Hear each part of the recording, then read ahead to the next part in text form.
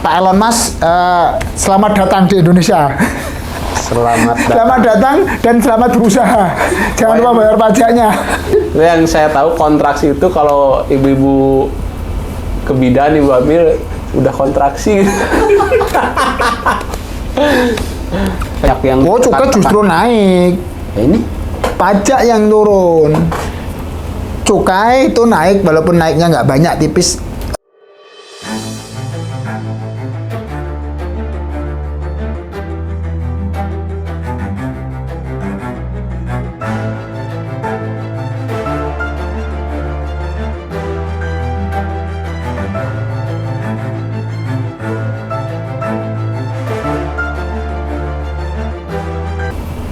Assalamualaikum warahmatullahi wabarakatuh. Waalaikumsalam. Kembali di deskripsi channel dalam segmen Dupa Dunia Pajak. Pergerakan tetap pajak. Assalamualaikum Mas Gopur. Waalaikumsalam warahmatullahi wabarakatuh. Apa kabar? Alhamdulillah. Alhamdulillah, kita nih suasana baru nih ya. Enak banget. Nggak tahu nih. Ada minuman juga kita. Iya, suasana baru, tema lama. Seperti biasa. Kaset dong, lagu kaset lama. Iya dong. Ini kaset baru. Kita bahas lama. berita yang lagi viral nih. Oke. Tetap masih dengan urusan pajak dan cukai. Gimana Mas Gufur? Kalau Gersem kok ini apa penampilannya beda ini, agak resmi pakai suasana beda, tampilan beda ini, aduh. Kayaknya udah makin banyak penontonnya ini. Makin banyak pengetahuan kan ini. Jadi tampilan makin beda ini. Udah ada yang masuk nih kayaknya nih, pemasukan nih. Masih menunggu ini. Menunggu masukan. Ya, bisa lanjut Mas Gopur. Ya, gimana? Oke. Berita pertama apa, Kang? Yang pertama, nih dari Jakarta CNBC Indonesia. Perusahaan penyedia jasa internet milik Elon Musk. Wah, udah merambah mereka nih. Yakni Starlink telah mulai beroperasi di Indonesia. Pemerintah Indonesia pun siap mengenakan pajak terhadap operasional perusahaan itu di dalam negeri. Maksudnya apa nih? Peralatannya baru semua, setting baru tapi cara lama. Iya, aduh. Masih seperti ini Elon Musk yang kemarin ke Bali itu ya? Ya. Dia mau investasi atau mau jualan sih? Jualan. Oh, jualan. Gitu. Kirain mau investasi kan, disambut meriah gitu kan, mau investor ternyata mau dia mau mengeruk uang masyarakat Indonesia dia. Mengeruk, bahasanya mengeruk. Karena di Indonesia kan apa pasar yang sangat ini ya, sangat besar, meyakinkan, menarik gitu. Dan orangnya gampang suka pindah-pindah gitu.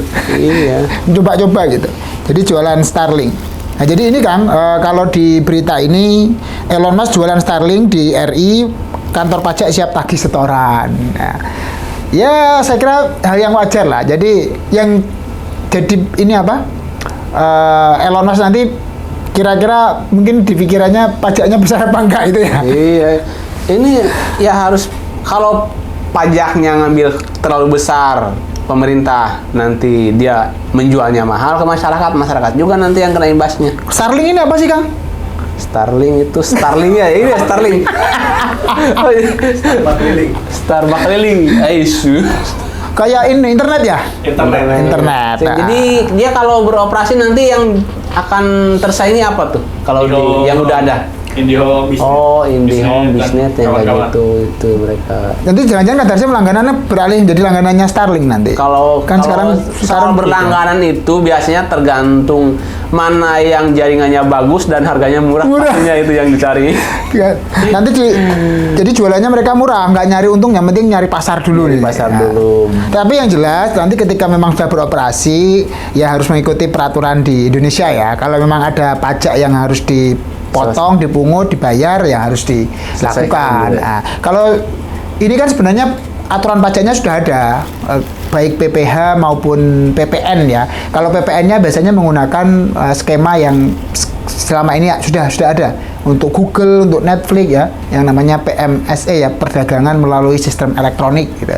Jadi PPN-nya pun sudah ada aturan. Kalau dulu kan memang belum, kalau sekarang sudah ada aturan. Dan ini saya kira Pak Elon Musk, selamat datang di Indonesia. Selamat datang dan selamat berusaha. Jangan lupa bayar pajaknya.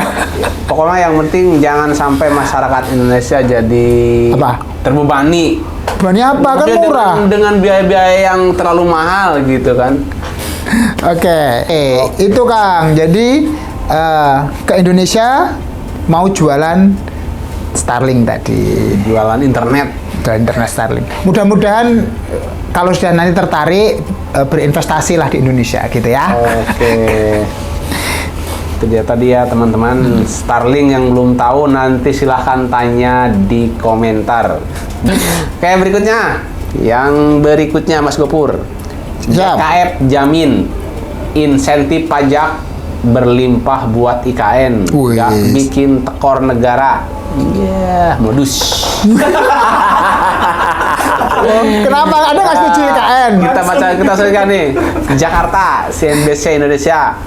Badan Kebijakan Fiskal menegaskan insentif pajak bagi ibu kota negara tidak akan mengerus basis penerimaan yang sudah ada. Hal ini ditegaskan oleh Kepala BKF Febrio N. Kaca biru dalam paparan APBN kita 2024. Ini mau jadi majalah orang dipotong-potongnya. Sesuai tanda baca kita baca. Kaca biru itu nama orang malah. Oh, nama orang. Febrio N kaca biru. Saya kira kaca pembatas itu. Oh kok N tetap tidak jadi berhenti tidak dianggap. Oh kalau tidak itu dianggap itu namanya Mang N titik gitu kan. Oh oke. Ganggu saya. Kaca biru itu batas. Jadi itu ya. Jadi Bapak Febrio. Siapa kepala BKM siapa? Bapak Febrio. Febrio N kaca biru tuh ya. Nanti tersinggung. Enggak lah, kenapa tersinggung? Oke, ini Bapak Febrio mengungkapkan tujuan IKN ini mendorong pemerataan pembangunan sehingga bisa mewujudkan pemerataan ekonomi. Selanjutnya, pembangunan IKN dilakukan bertahap dan ditopang pendanaan yang bukan hanya dari APBN, tetapi juga KPBU dan peran swasta. Tuh. Iya maksudnya.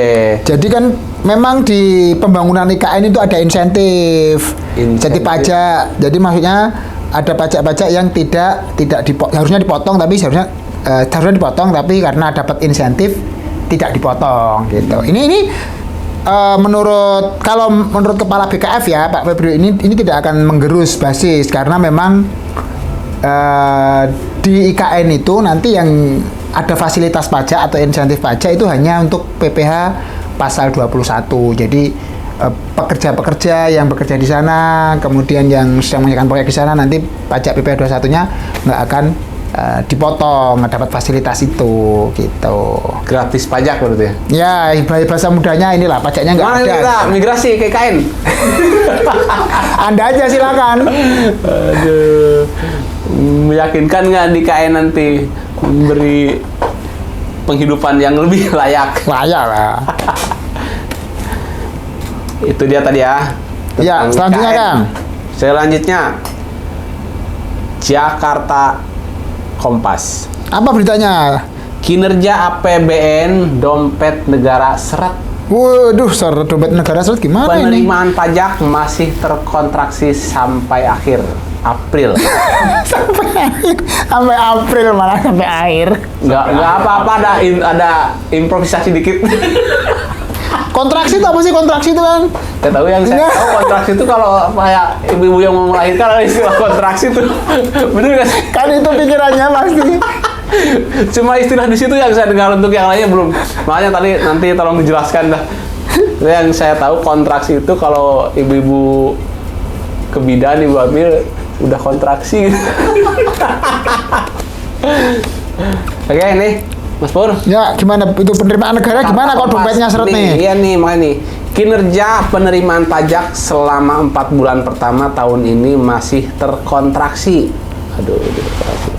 Seretnya setoran pajak di awal tahun disebabkan penurunan harga komoditas yang terjadi sejak tahun lalu, serta melambatnya performa perusahaan di Indonesia. Hal ini perlu diwaspadai di tengah kebutuhan belanja negara yang meningkat cukup signifikan. Kementerian Keuangan mencatat realisasi penerimaan perpajakan sampai 30 April 2024 sebesar 719,9 triliun atau turun 8% secara tahunan. Nadanya diturunin atau tahunan. Ada dikit tapi kayak nggak perlu dibaca, soalnya bacanya bingung. Itu yang penting sebenarnya year on year. Tidak itu. Jadi gimana nih? Ini jangan-jangan karena akibat menurun pendapatan dari cukai makanya nih banyak yang Cukai justru naik. Ya ini Pajak yang turun. Cukai itu naik walaupun naiknya nggak banyak, tipis. tapi ada kenaikan. Ada kenaikan dari Januari sampai April kemarin ya, sampai akhir April itu dibandingkan dengan Januari April tahun sebelumnya, tahun 2023 itu penerimaan pajak kita terkontraksi atau mengalami penurunan yang hampir 8%-an lah, di angka 8% turun gitu. Itu di pajak yang turun. Iya, penerimaan pajaknya turun, penerimaan negara dari sektor pajaknya turun. Ya kalau di pajak dan cukai turun lah, tapi kalau khusus secara cukai sendiri dia naik walaupun kecil ya. Berapa persen? Berarti kalau dari bidang cukai naik berarti ya selama ini kinerja orang-orang cukai bagus berarti. Karena beda memang dengan pemberitaan yang diberitakan yang cukai itu bukan hanya ngurusin penerimaan negara. Beda dengan pajak, memang penerimaan negara pure ya. Jadi kalau cukai itu kan ada sisi-sisi untuk mengatur supaya barang-barang luar negeri nggak banyak masuk ke Indonesia, supaya ekonomi Indonesia atau produk-produk Indonesia juga laku gitu. Jadi memang fokusnya beda. Tetapi karena targetnya juga nggak besar kan secara cukai. Ini yang jadi titik atau jadi poinnya adalah penerimaan kita menurun sampai dengan April kemarin. 8%. 8% itu angka yang banyak. Banyak. Itu gimana dong kalau penerimaan negara turun, kan itu dompetnya seret, dompet negara seret. Dompetnya kan dari seret nggak tuh? Dibuka-bukain biar nggak seret. Aduh. Gitu. Jadi penurunan ini sebagai dampak dari menurunnya harga beberapa komoditas tambang ya, komoditas tambang. Meskipun untuk bulan-bulan terakhir April ada nikel itu kayaknya ada kenaikan sih, nikel ada kenaikan. Cuma secara umum beberapa hasil tambang itu memang harga komoditasnya mengalami penurunan, sehingga pajak dari sektor pertambangan itu terkoreksi jauh. Jadi dulunya itu mungkin penerimaan dari sektor pajak sektor tambang itu lebih besar lah ya, sekarang menurun jauh. Dan penurunannya tidak hanya sektor tambang, tapi ada juga sektor manufaktur juga turun. Ada beberapa sektor yang mengalami kenaikan lah, misalnya kayak konstruksi, kemudian komunikasi itu naiknya nggak gede, sehingga tidak bisa menutup yang tadi yang penurunan dari sektor tambang. Kalau menurut Mas Gopur sendiri ini ada solusi nggak untuk menutupi? Kalau kita ngomong supaya nggak turun sampai segitu banyak gitu. Kan harga penerimaan pajaknya menurun karena harga komoditas barangnya turun kan. Ya kita nggak bisa, ini juga yang bisa dilakukan adalah tadi, kenapa harga komoditas kok bisa turun? Apakah suplainya terlalu banyak gitu, permintaannya sedikit kan gitu. Atau mungkin kemampuan masyarakat, daya beli masyarakat yang menurun. Kalau yang tambang ini tidak terkait langsung dengan daya beli masyarakat sih, tapi kan biasanya untuk ekspor negara-negara lain gitu ya, kita ekspor. Tapi bisa jadi permintaannya nggak banyak, tapi produksinya kita banyak, sehingga harganya menurun. Kalau harga produk tambang menurun dan turunannya kan otomatis penerimaan perusahaan tambang kan mengecil. Kalau penerimaannya mengecil kan pajaknya juga kecil kan gitu ya, logikanya gitu. Ya berharap aja semoga harganya naik lagi gitu, harga komoditasnya. Oke. Berikutnya apa Kang? Minggu ini gaji dipotong 3% tiap bulan. Waduh, ada pemotongan lagi nih. Itu tapera dan manfaatnya bagi pekerja. Ini harus dibahas nih kalau tapera. Potong. Situ? No potong. Potong. Ini ya pokoknya di gajinya sesuai dengan UMR potong ya. Yang potong siapa nanti kalau gaji saya? Ya pemberi kerja, ya kantornya kerja di mana? Oke, nih kita bahas dulu ya. Iya. Nih, Jakarta. Ini lagi rame kayaknya nih Kang. Iya ini, pokoknya mah nanti kita lebih banyak improv di sini. Gaji pekerja baik PNS maupun swasta dipotong setiap bulannya untuk iuran tapera. Tapera itu apa? Apa tuh? Nanti tolong dijelaskan. Lalu apa itu tapera dan bagaimana manfaatnya bagi pekerja? Ini tapera adalah penyimpanan yang dilakukan oleh peserta secara periodik dalam jangka waktu tertentu yang hanya dapat dimanfaatkan untuk pembiayaan perumahan dan dikembalikan berikut hasil pemupukannya setelah kepesertaan berakhir. Ayo, potong lagi. Kemarin Apa? ada pemotongan PPH. Pemotongan gaji karyawan tuh yang itu kemarin. Yang mana? Yang tahun kemarin, yang rame-rame itu apa tuh? Ter. Apa? Ter. Oh, itu ini aja memang kena pemotongan PP pasal 21 itu kan memang dari dulu, cuma skemanya aja yang dirubah. Sekarang ada lagi ini. Karyawan, termasuk karyawan pabrik gitu, kena potongan nggak? Kena nanti semua. Semuanya. Karyawan swasta, PNS dan juga freelance, kerja yang freelance gitu. Tahu freelance kan? Pekerjaan bebas gitu. Iya. Yang nggak ada, bukan ikut dengan pihak atau orang beri kerja. Itu juga harus bayar iuran tapera. Tapera itu singkatan apa sih? Tabungan Perumahan Rakyat. Tapi itu ada yang ini beberapa pesohor selebgram apa tuh. Tapera itu bukan tabungan perumahan rakyat. Apa itu? Apa tuh? Apa tuh? Apa? Tambahan penderitaan rakyat gitu. Oh, emang iya sih. Itu apa ada udah apa namanya batasan tertentu gitu yang bisa dipotong 3% itu untuk yang penghasilannya berapa gitu? Apa semuanya berapapun penghasilannya tetap dipotong apa gimana? Di aturannya sih setahu saya terkait ini kalau UMR ya. UMR. Makanya kan nanti yang sudah sesuai dengan UMR UMR wajib, tapi kalau di bawah UMR mau ikut, silakan. Oh, seperti itu. Tapi kalau yang gajinya sesuai UMR nanti wajib. Ya itu kan sebenarnya kayak asuransi masa terusin. Saya sama dengan BPJS mungkin ya. Nah, BPJS ketenaga kerjaan. Kalau BPJS kerjaan nanti kan itu kalau seorang karyawan itu berhenti bekerja itu kan bisa diklaim ya untuk kembali. Kalau ini nanti klaimnya untuk terkait dengan pembangunan rumah ya, baik membangun maupun renov ini bisa. renov. Sebenarnya ini kayak tabungan sih Kang, tabungan. Sebenarnya sih para pekerja yang mendapat gaji itu nggak keberatan dipotong 3% gitu. Kata siapa? Keberatan, banyak yang protes kok. Yang penting yang 3% itu yang bayar dari perusahaan, bukan dari si penggaji gitu.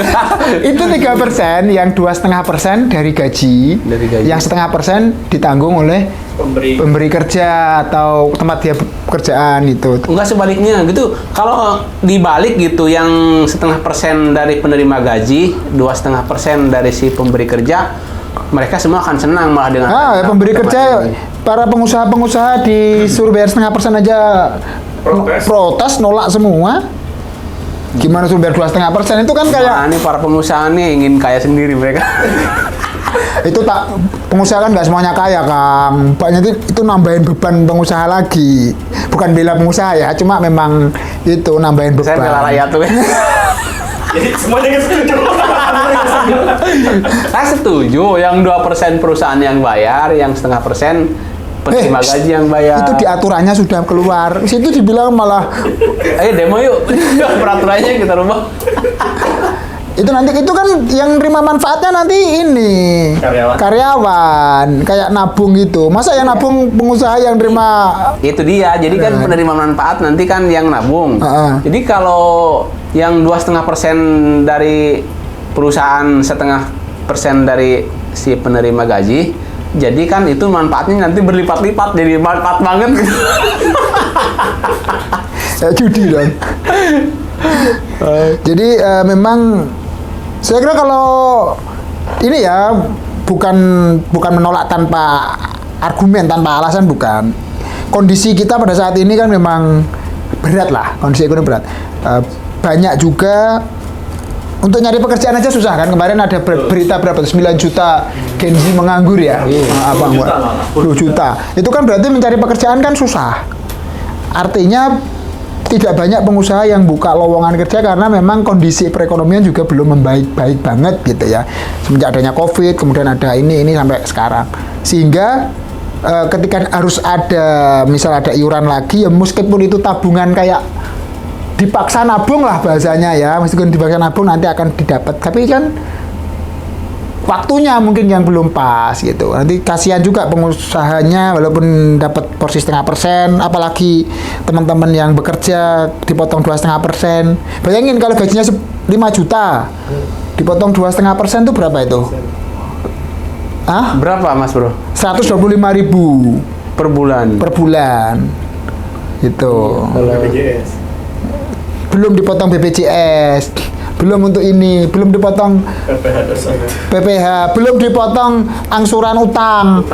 Iya itu Utang di bank atau di koperasi. itu kan kalau mereka yang belum punya rumah mungkin setuju ya, tapi yang udah punya rumah buat apa sih aku udah punya Renov, rumah, gitu. bisa untuk renov. Nah, nanti dicairkan bisa untuk renov gitu.